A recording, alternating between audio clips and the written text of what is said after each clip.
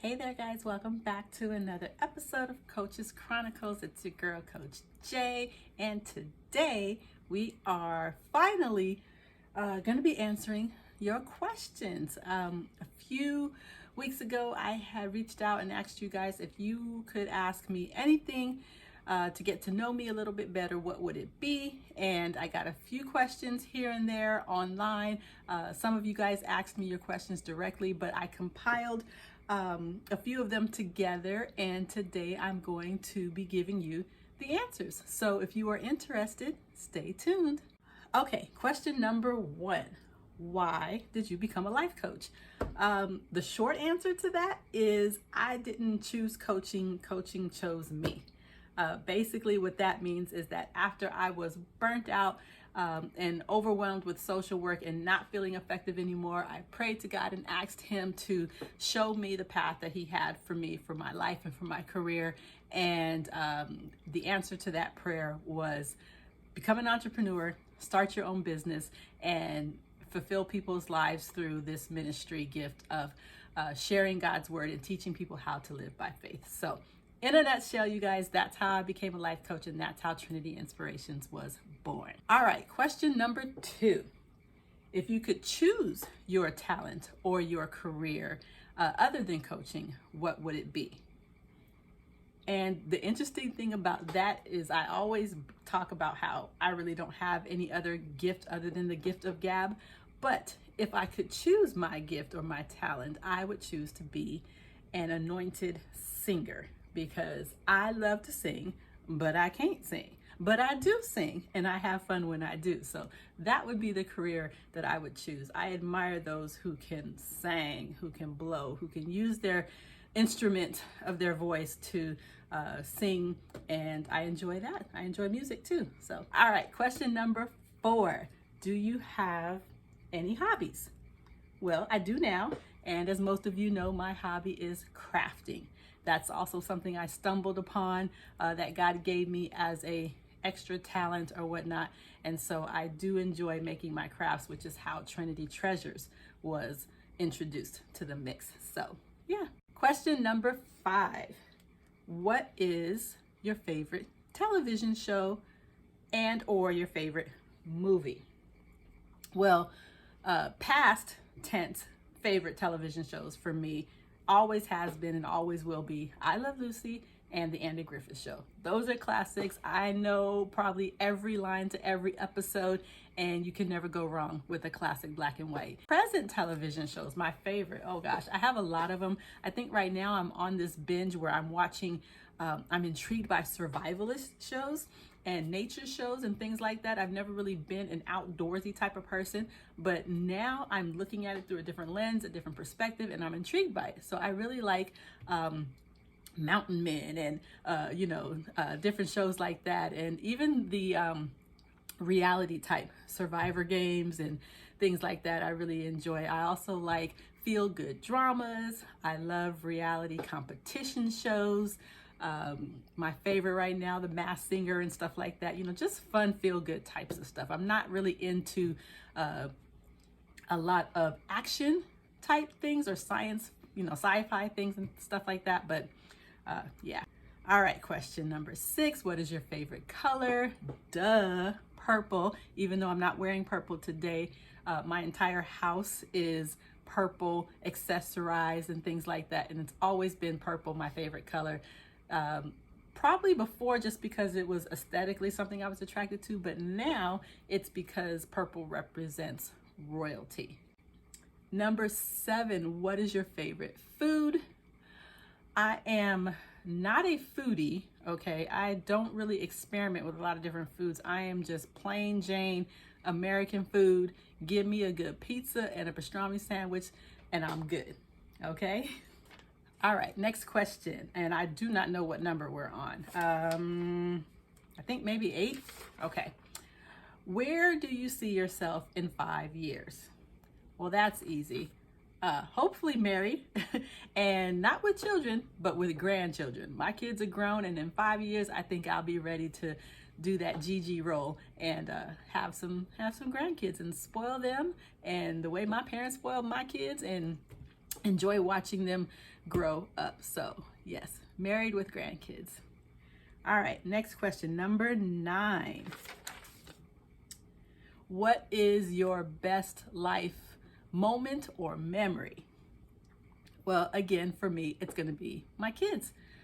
When my sons came into my life. So when my youngest son was born, he's my one and only pregnancy. I loved being pregnant. And so his birth and then the adoption of my oldest son when he came into my life at 16 years old, that was one of my greatest memories and moments as well. So love my boys. Okay, next question. What was your hardest or most difficult moment or memory in life? And for me, right now, that would have to be after I did leave social work, started my own business, and had the bottom sort of taken out from underneath me. There was a season of total wipeout, and that meant penniless, being homeless, and all that jazz. And so my wilderness journey, as I called it, is probably my most hardest or difficult moment, but it was also my most teachable moment in life, and it made me who I am today. So I have no regrets. That's one of the questions that's on here, and I'm going to jump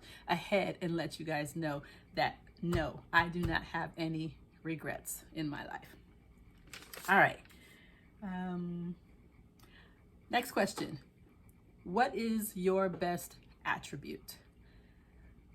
Oh, physical attribute, I would say that I really like my eyes.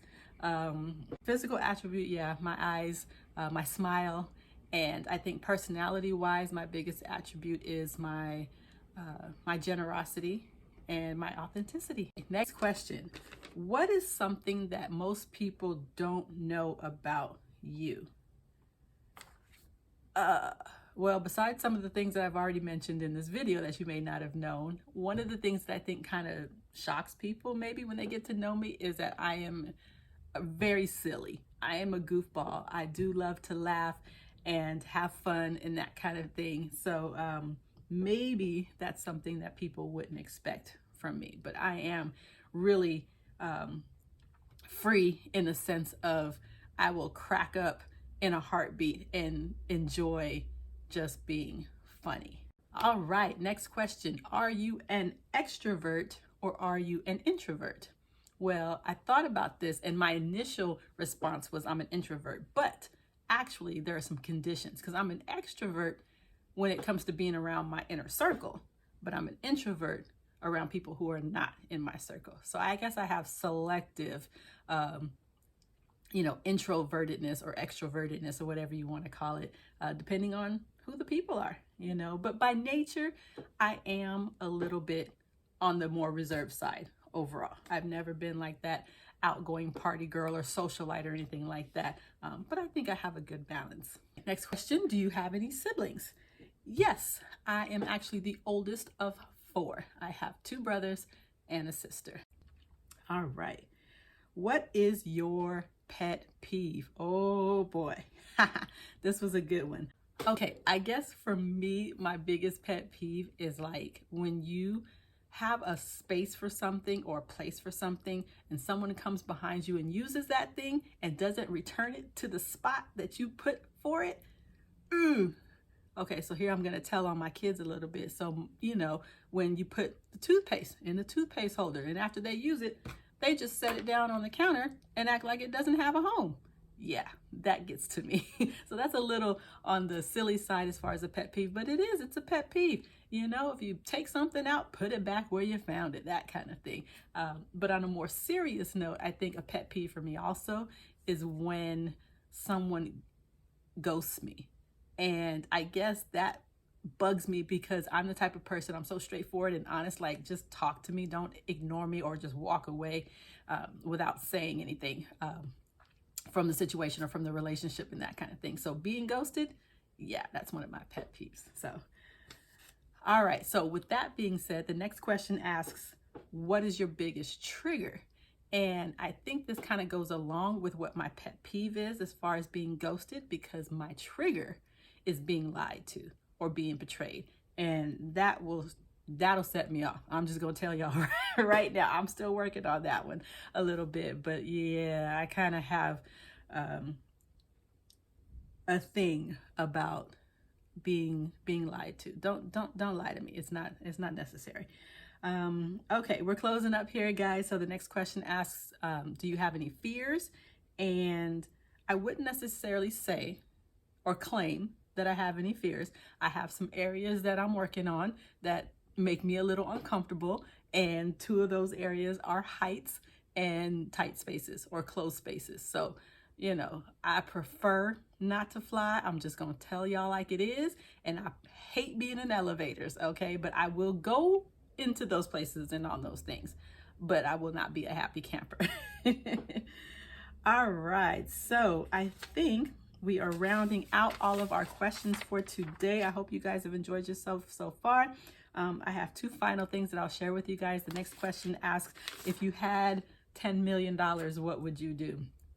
Again, I could go into real deep depth thought about these things, but other than buying my parents a house, buying myself a home, probably like a bi-coastal residence, one on the East Coast, one on the West Coast. Of course, having that foundation home is so important, but I would like to sow seed into charities that help promote two main causes. One is cancer research. But the other thing that I would do if I had $10 million is I would buy property or a complex of some sort where I can house foster youth who have transitioned out of the system and into a world where there isn't a place for them, and teach them life skills. And again, that's just an area that's near and dear to my heart, but residential housing for emancipated youth would be something I would really, really, really promote with the financial means to do so. Okay? All right. So last but not least, the question is, what is your life's motto? Whew. Okay, again, this has kind of changed year to year depending on what season I'm in, but as far as right now and the season that I'm in right now, the motto that I love to promote and live by is this: you may bend me, but you will not break me. Okay, so that's my motto. That's why I love the symbolism of the palm tree, because it is rooted, and it is rooted and grounded so deep that the wind may blow, the storms may come, and that tree may bend, but it will not break. And so that's my life's motto. So I hope you have enjoyed this episode of Get to Know Me, and I will be hopefully, putting some more stuff out there like this and sharing for you guys. But it was just something fun that I wanted to do to help loosen me up a little bit, and again, to help develop that bond between us. So anyways, guys, that's all I have for you today. It's your girl, Coach Jay, signing off. But as always, until next time, be bold, be brave, and be blessed. Bye.